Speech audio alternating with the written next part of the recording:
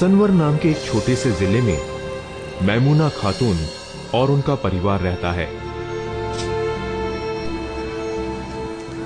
मैमूना खातून की गिनती उन चंद लोगों में से है जो भीड़ भाड़ में सुकून महसूस नहीं करते।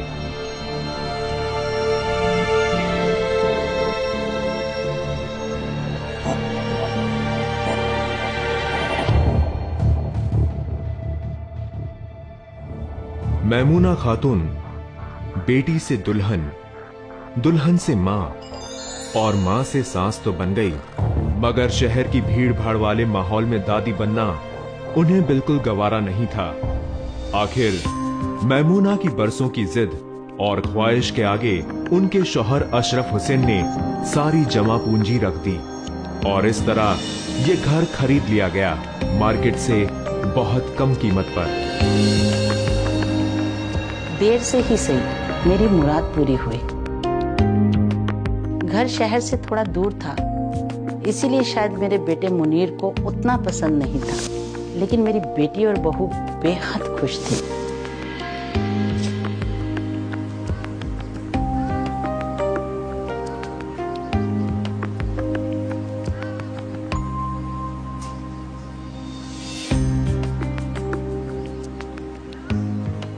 सारा दिन तो सामान रखने में और घर संवारने में बीत गया। थकान से चूर रात को हम सब अपने अपने कमरे में सोने की तैयारी कर रहे थे।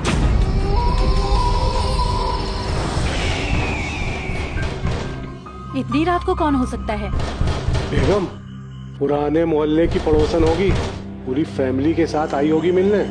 मजाक छोड़िए, बाहर जाकर देखिए कौन आया है। कौन है भाई? अरे सब्र करो, आ रहे हैं। दरवाजा तोड़ोगे क्या? इतनी रात गए कौन हो सकता है? कौन है? कौन है भाई? अरे कौन है वहां? कौन है? कौन है भाई? भाग गया कम वक्त। चलिए अबू आइए।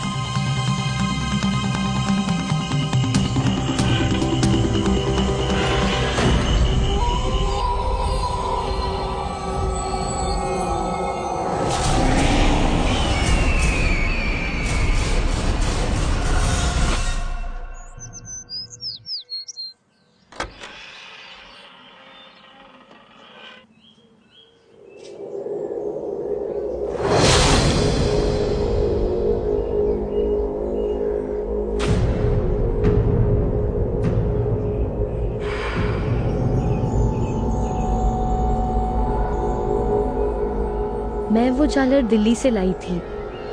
सोचा जब हम नए घर जाएंगे तो वहां लगाऊंगी। उसे टूटा देखकर बहुत अफसोस हुआ। उस दिन अब्बू और भाईजान सुबह सुबह नाश्ता करके दुकान चले गए। उसी वक्त टेरेस से अजीब अजीब आवाजें आने लगी।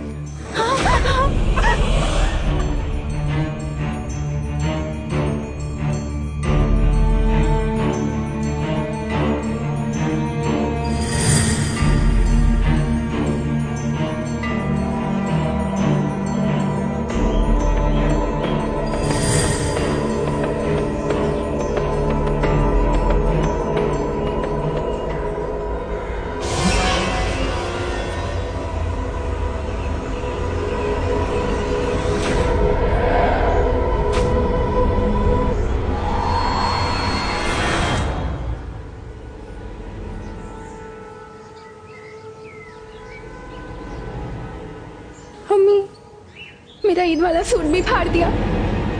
कौन कर रहा है ये सब? आपने देखा ना, सुबह झालर भी तोड़ दिया और अब ये।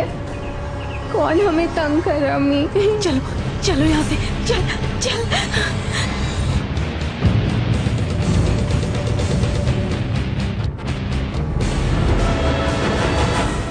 कहा जाता है कि ऐसे इनह्यूमन स्पिरिट्स कई तरह से, कई साइन से इंसानों से कांटेक्ट करते हैं। जीरो का साइन का बनना, इसके बहुत सारे इशारे हो सकते हैं, बहुत सारे मतलब हो सकते हैं। पहला मतलब, जीरो एक नई शुरुआत हो सकता है, वो फैमिली जो है एक नई शुरुआत करे। दूसरे घर में जीरो का ये भी मतलब हो सकता है कि वो घिर चुके हैं। हाँ बेटा, माल ट्रक में लोड करा दिया है। बेटा ध्यान से, रास्ता नया है। ठीक है, मैं जैसे ही माल की डिलीवरी कर देता हूँ सीधा घर ही वापस लौट आऊंगा। हाँ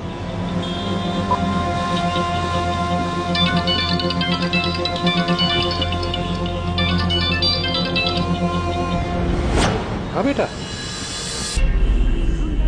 क्या? समरीन ने उस रोज मुझे फोन किया था। कपड़ों के फटने की खबर सुनकर मैं थोड़ा परेशान हो गया था। एक रात पहले भी दरवाजे पे ठक ठक की आवाज,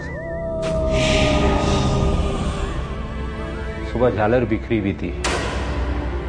समझ में नहीं आ रहा था ये काम किसका है। श्रीवास्तव जी इस मकान के पुराने मालिक। काफी बार फोन करने के बावजूद उनसे बात ही नहीं हो पा रही थी।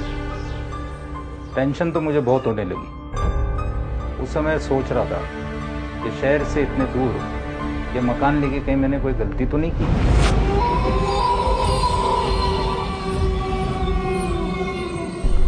अरे ऐसे कैसे हो सकता है? माल तो चेक करके ही पैक किया था। हाँ, अरे अब्बू ने और मैंने, हाँ हम दोनों ने। पर यार वो, अच्छा ठीक है, हाँ हम बोल देंगे। हाँ हमारे सामने बैठे हैं, ठीक है। चाय बोला था ना? ये क्या है? वो शाम को अम्मी ने फातिया किया था हलवे पर, वही है। चाय बन रही है। बेटा एक कप चाय हमारे लिए भी ले आना। जी अब्बू। अच्छा समरीन कहाँ है? उसको बोलो चाय लेकर आए। जी अच्छा। क्या बात है बेटे, किसका फोन था? अब वो वर्मा जी के मैनेजर का फोन था। मुझसे कह रहा था कि जितने भी एचआर की पैकिंग हमने कल करवाई थी उस सब में फंगस लग गया है। फंगस कैसे लग सकता है अचार में? ऐसा कैसे हो सकता है? और माल भी घर के अंदर रखा था, कल ही गोडाउन भिजवाया। माल तो चेक करके ही पैक किया था। फंगस कैसे लग सकता है?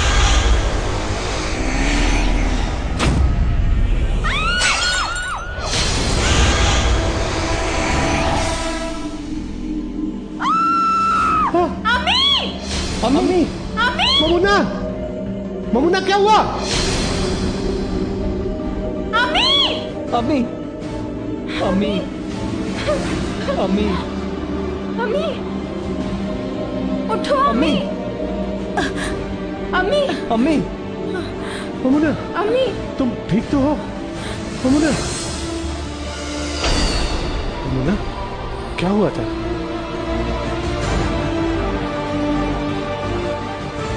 पता नहीं, वजू बनाने के लिए जैसे ही उठी अजीब सी घबराहट हो रही थी और जैसे ही मैं बाथरूम की तरफ गई आंखों के आगे एकदम अंधेरा छा गया। उसके बाद कुछ नहीं पता क्या हुआ। अब्बू, ऐसा लगता है अम्मी का बीपी फिर से लो हो गया है। आप डॉक्टर को बुला लें तो अच्छा होगा। हाँ मुनीर, जल्दी से डॉक्टर अंसारी को फोन करो।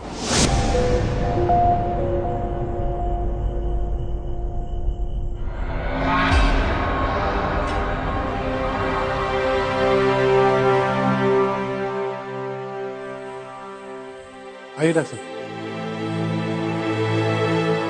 देखिए अशोक भाई, एक फैमिली डॉक्टर होने के नाते मैं आपसे एक बात पूछना चाहता हूँ। जी पूछिए। घर में कोई झगड़ा या तनाव तो नहीं? नहीं, ऐसी तो कोई बात नहीं डॉक्टर साहब। क्यों? फिर तो बड़ी अजीब सी कंडीशन है। इस बार भाभी का बीपी लो नहीं बल्कि हाई है। आप घबराइए नहीं, मैंने दवाई लिख दी है, आइए।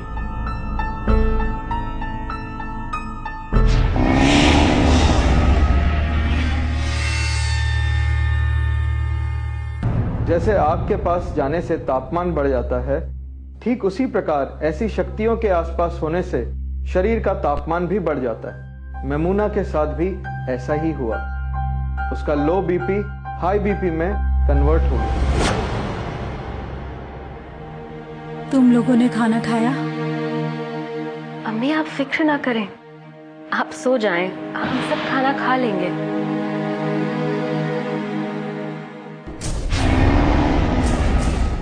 क्या हुआ अम्मी? क्या हुआ अम्मी? क्या हुआ?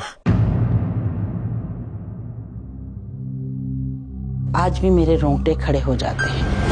मैं कसम खाकर कहती हूँ, ना तो वो कोई ख्वाब था, ना ही किसी दवा का असर। सब मेरे आसपास खड़े होकर मुझे तसल्ली देने की कोशिश कर रहे थे, पर सबके चेहरे पर परेशानी साफ झलक रही थी।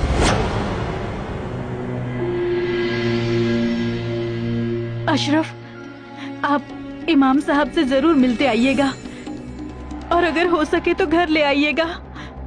मुझे बहुत डर लग रहा है। अब्बू, बस एक मिनट और। तुम आज घर पर ही रहना और अम्मी का ध्यान रखना।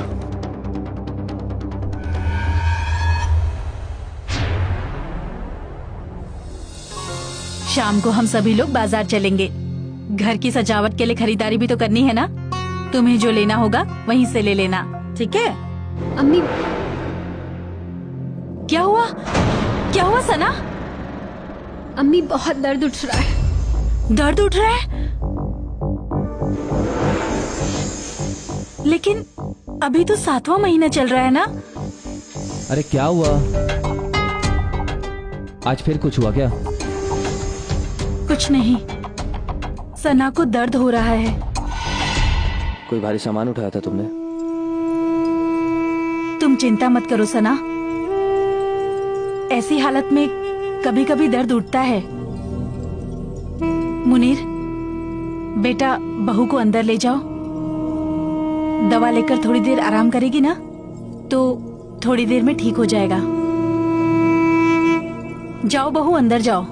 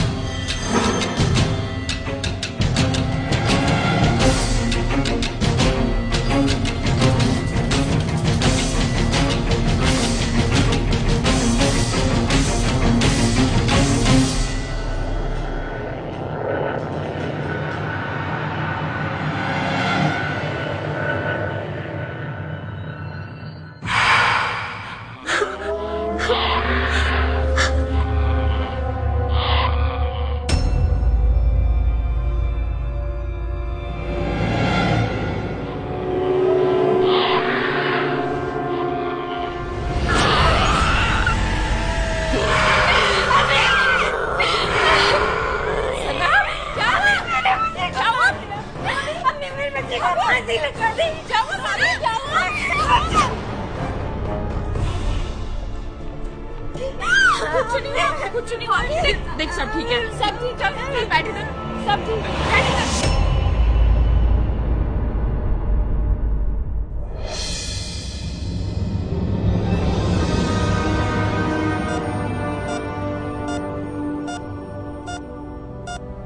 आपकी वाइफ की कंडीशन बहुत ही क्रिटिकल है। बेबी की गर्दन में कॉर्ड जकड़ गया है। आपकी वाइफ को एडमिट करना पड़ेगा। डॉक्टर की वो नली जकड़ने वाली न्यूज और फंदे वाली बात ने मुझे बिल्कुल डरा दिया।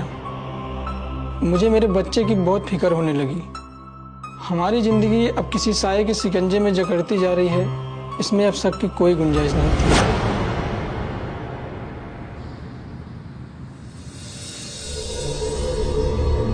ये सारे वाकयात सिर्फ 2 रोज के अंदर हुए हैं? जी। और बहू की तबीयत बगैर ऑपरेशन के ठीक हो गई? जी इमाम साहब। अच्छा, और आपने ये जो नया घर खरीदा है, ये किस मकाम पे है? जी वो सुपरमार्केट के पीछे हाईवे से 2 किलोमीटर दूर जो रास्ता जबलपुर की तरफ मुड़ता है, वहीं पर। राइट की तरफ, मजार के पास? मजार का तो पता नहीं इमाम साहब, लेकिन हाँ पास में एक पहाड़ी जरूर है। अल्लाह अकबर। मुनीर, बेटा तेरे अब्बू अभी तक नहीं आए हैं। 2 घंटे पहले फोन तो आया था कि वो मस्जिद से इमाम साहब को लेकर निकल चुके हैं, लेकिन अभी तक आए नहीं हैं। मुझे बहुत घबराहट हो रही है। मुनीर, मुनीर, मुनीर दरवाजा खोलो। लगता है अब्बू आ गए।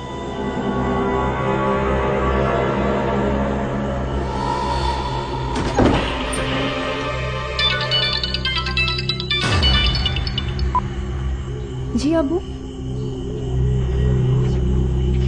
15 मिनट और लगेंगे। मुनीर, भाईजान, मुनीर, मुनीर, मुनीर, मुनीर,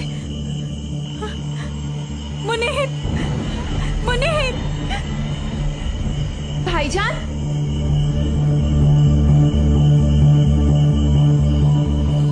भाईजान, मुनीर, मुनीर, भाईजान, मुनीर।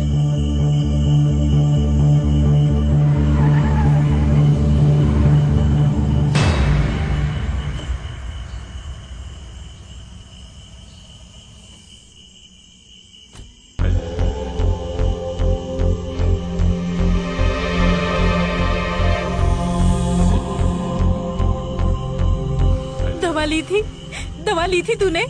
पानी चाहिए? इसको अंदर ले जा। मैं मुनीर को देखती हूँ। मुनीर पता नहीं कहाँ चला गया। अशरफ, अशरफ, रुकिए।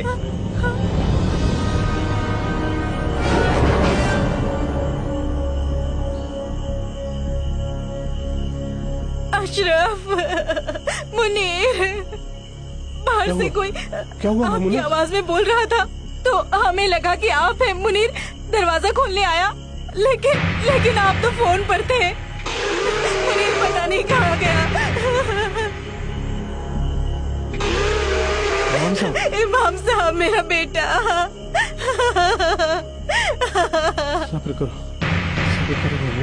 सब्र करो। औज़ु बिल्लाहि मिनश शैतानिर रजीम। बिस्मिल्लाहिर रहमानिर रहीम। अल्लाहु ला इलाहा इल्ला हुवल हय्युल क़य्यूम ला ताख़ुज़ुहु सिनतुन लहू मा फिस समावाति व मा फिल अर्द मन ज़ल लज़ी यशफ़अु इंदहु इल्ला बिइज़्निही यअलमु मा बैना अयदीहिम व मा ख़ल्फ़हुम व ला युहीतूना बिशैइन मिन इल्मिही इल्ला बिमा शाअ वसिअ कुर्सियुहु समावाति वल अर्द व ला यऊदुहु हिफ़्ज़ुहुमा व हुवल अलियुल अज़ीम।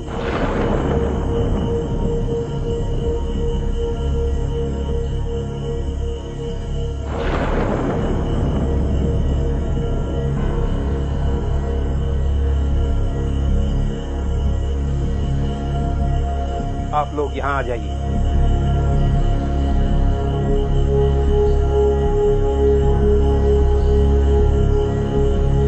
अब मैं एक हिसार बांधता हूँ। जब तक मैं घर से बाहर नहीं आ जाता, कोई भी इस हिसार के बाहर नहीं आएगा।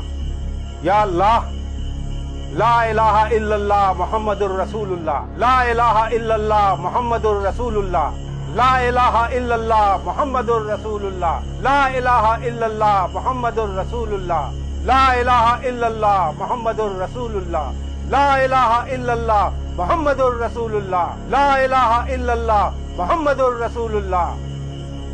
इमाम साहब मेरा मुनीर।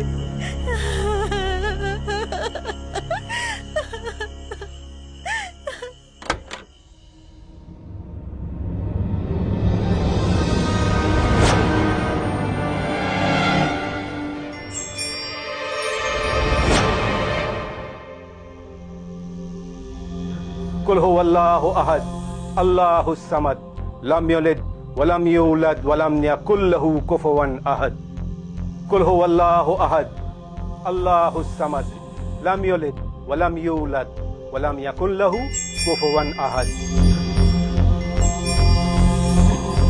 कुल हुवल्लाहु अहद अल्लाहुस समद लम यलिद वलम यूलद वलम यकुल लहू कुफुवन अहद।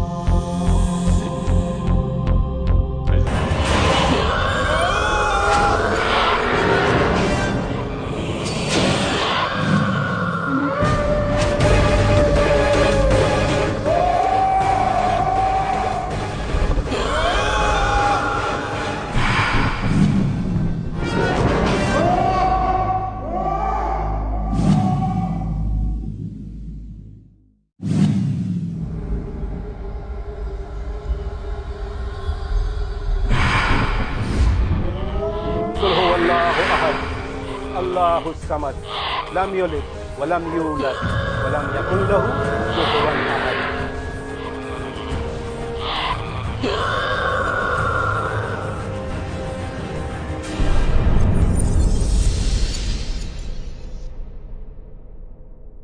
घर के अंदर क्या हो रहा था कुछ पता नहीं, लेकिन घर के बाहर हम सब मुनीर के गम में रो रहे थे।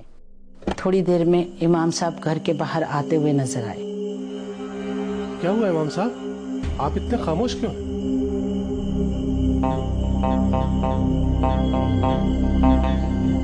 जितनी जल्दी हो सके आप लोग ये घर छोड़कर चले जाइए। लेकिन मुनीर कहाँ है इमाम साहब? उसको जिन्नात उठाकर ले गए। हम कुछ नहीं कर सकते। इमाम साहब कुछ तो कीजिए। अरे ये जिन्नातों का डेरा है, और वो भी एक दो नहीं, बेशुमार। लेकिन हमारे घर में ही क्यों? क्योंकि आप उनके रास्ते में हैं। उधर उस पहाड़ी की गुफा में जिन्नातों का महल है, सड़क के उस पार मलंग पीर बाबा का मजार, रास्ते में ये घर। चले जाइए। हमने अगले रोज ही मकान खाली कर दिया। इमाम साहब ने बताया कि कुछ 50-55 साल पहले इस इलाके में एक पीर बाबा की कुटिया हुआ करती थी। मुसाफिर और मुरीद उनसे मदद मांगने और हाजिरी देने के लिए उनके पास आया करते थे। उन मुरीदों में इंसानों के साथ साथ जिन्नात भी शामिल थे। जी हाँ, ये हकीकत है, इससे इनकार नहीं किया जा सकता। जब वो चाहते हैं तो किसी के सामने भी आ जाते हैं, किसी से बात भी कर लेते हैं, वरना अल्लाह ने जो है एक पर्दा रखा है कि इंसान उन्हें देख नहीं सकता, उनकी आवाज को सुन नहीं सकता। बिल्कुल वो हमारी तरह दुनिया में रहते हैं, जीते हैं, खाते हैं, पीते हैं, सारे मामूलात इंसानों की तरह हैं। बस फर्क इतना है कि इंसान मिट्टी से पैदा है और वो दहकते हुए आग के शोले से। जिस घर का अरमान 25-30 वर्षों से था, उस घर में एक हफ्ता भी न रह पाए। अब तो ये मलाल कब का खत्म हो गया। अब मैं दादी बन चुकी हूँ, भीड़ भाड़ में रहने की आदत पड़ चुकी है मुझे। अल्लाह का शुक्र है, उसने हमारी हिफाजत की और मेरे मुनीर की जिंदगी भी बचा दी। उस रात इमाम साहब की दुआओं के असर से हमें पीर बाबा के मजार के पास हमारे घर का चिराग मिल गया, वो भी जीता जागता।